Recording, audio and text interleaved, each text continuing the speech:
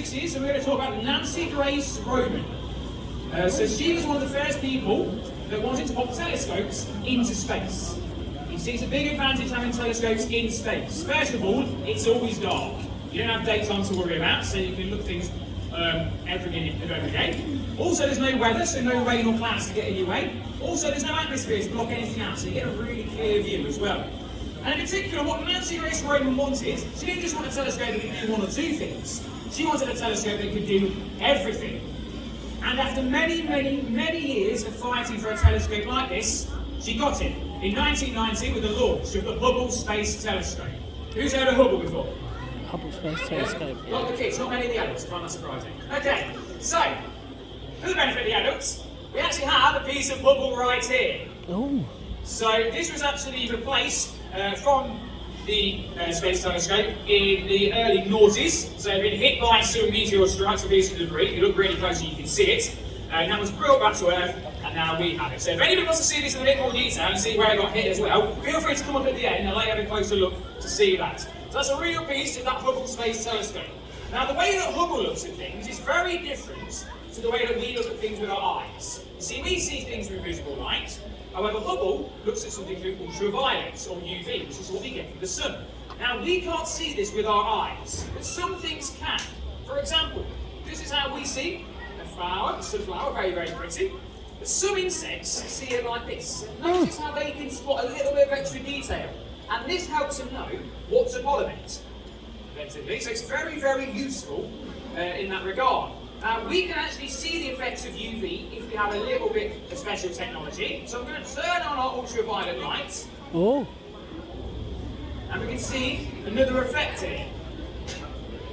Oh. So you may have noticed that some of you have begun to glow in the dark. Oh, look. Please do not be alarmed by this.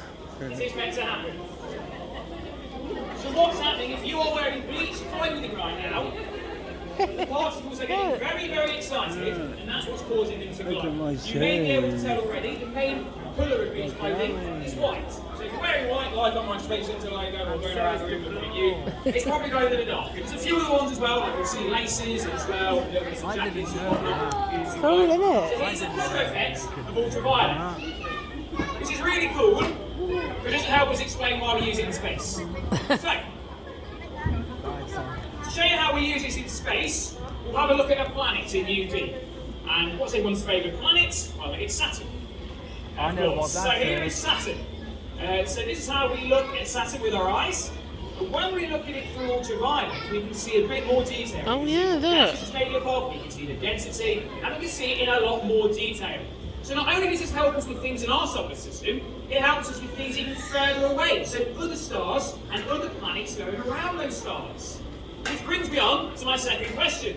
These planets that go around other stars. There we go. What are they called? What are these planets called? Ooh, Are they what outer is it? planets, Oh, I know. exoplanets, antisol planets, I or know. far-side planets? Okay? I don't so again, I'm going to go through the options one more time. Put your hand up for which one you think's right. So who thinks that it might be this top one, outer planets? Yeah, I'm going to go for outer You planets. go for that. I go for Okay, outer who thinks planets. it's this one, exoplanets? A few more for that one. Who thinks it's antisol planets? I think it might be antisol. And what about far-side We think planets as antisol. well? We might And be we'll go for that wrong. one. All right. Yeah, we've gone for outer Get it right, planets. everyone. The correct answer is... Oh. Well done. And of course, we have found thousands of exoplanets, and the more we find, the more chance we've got of finding aliens. Things like that. And it all really started with Nancy Grace Roman, these early space telescopes. So